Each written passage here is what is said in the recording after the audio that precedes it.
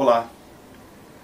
Mais uma vez, agradecendo ao nosso bondoso Pai pela oportunidade da vida, peço licença aos nossos irmãos da espiritualidade para que juntos possamos fazer mais um momento de reflexão à luz da nossa abençoada doutrina espírita. Eu escolhi hoje do livro SOS Família, psicografado pelo nosso irmão Divaldo Franco, ditado pelo espírito Joana de Ângeles, uma lição intitulada Frutos da Delinquência. Então, eu vou ler a lição para que nós não percamos nenhum parágrafo de tão importante que são aqui os ensinamentos trazidos por esses irmãos tão queridos nossos. Frutos da delinquência. O delinquente deve sempre ser considerado um espírito enfermo, padecendo injunções alienantes que o levam ao delito. Não obstante, cumpre à sociedade o dever de ensejar-lhe a reeducação e o tratamento, quando colhido nas malhas da lei. Afastá-lo do convívio social, trabalhando pela sua reabilitação, a fim de que se transforme em cidadão útil, que contribua para o progresso da humanidade, quanto à própria evolução moral.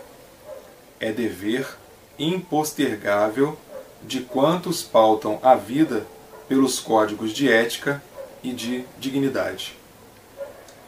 Evitar-se aplicar no infrator os mesmos processos violentos de que ele usa para colimar os seus objetivos malsãos constitui uma atitude de civilidade e cultura superiores.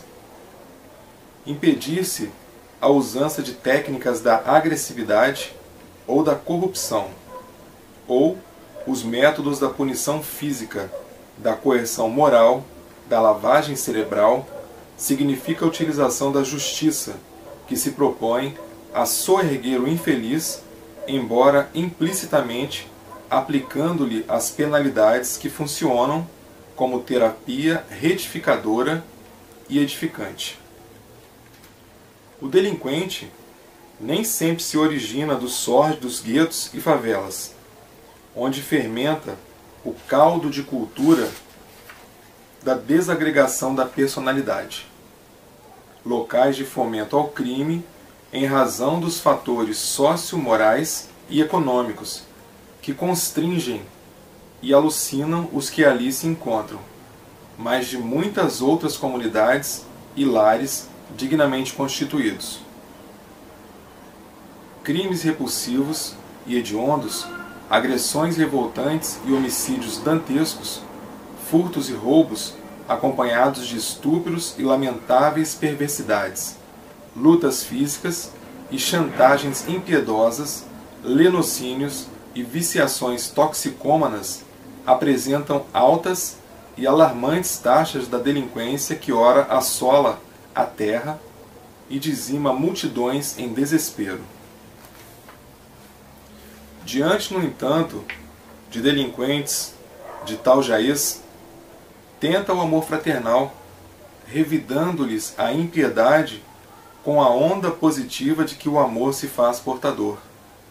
No entanto, se o amor ainda não domina os teus sentimentos, a ponto de facultar-te a reação não agressiva, unge-te de compaixão e a piedade diluirá a violência que te assoma, alcançando o infrator que te fere, apagando as marcas de mágoa que teimara por esculpir no teu íntimo como desejo de desforço.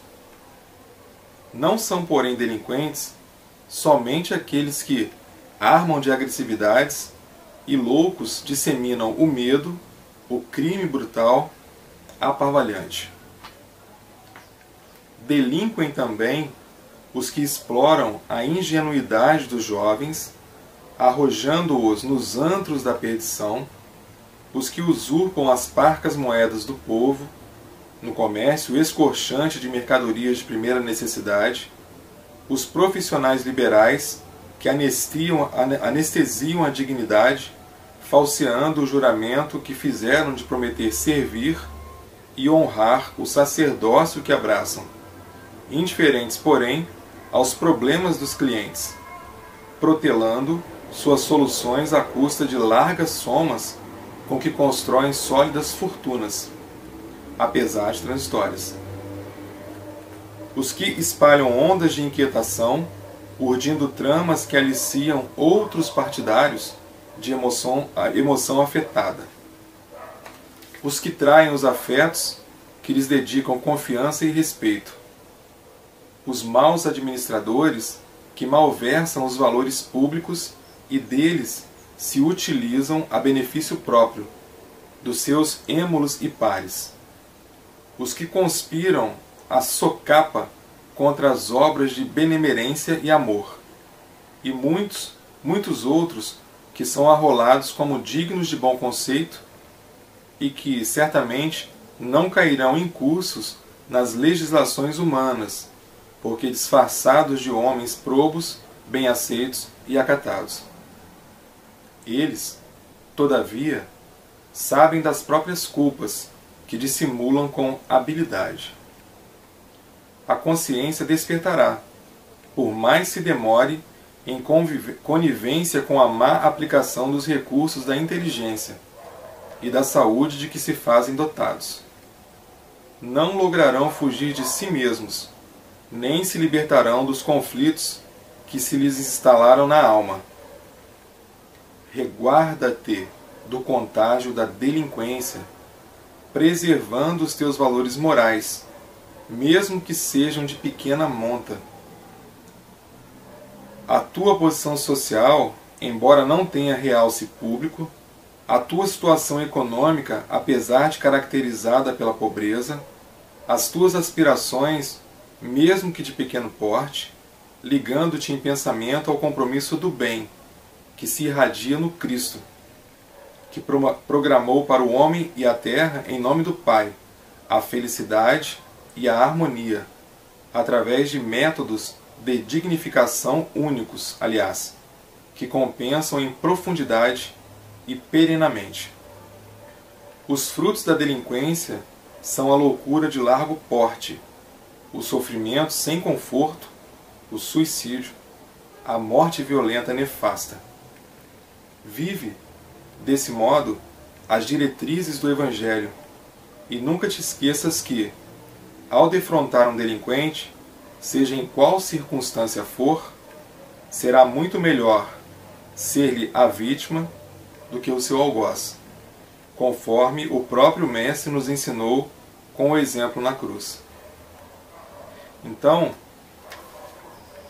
nossa irmã Joana de Ângeles nos fez essa gentileza de trazer esses ensinamentos através de outra gentileza do nosso querido irmão Divaldo Franco, porque nós aqui encarnados, nós ainda apontamos dedos, nós ainda pontuamos situações alheias, nós condenamos, nós absolvemos, nós somos juízes do planeta.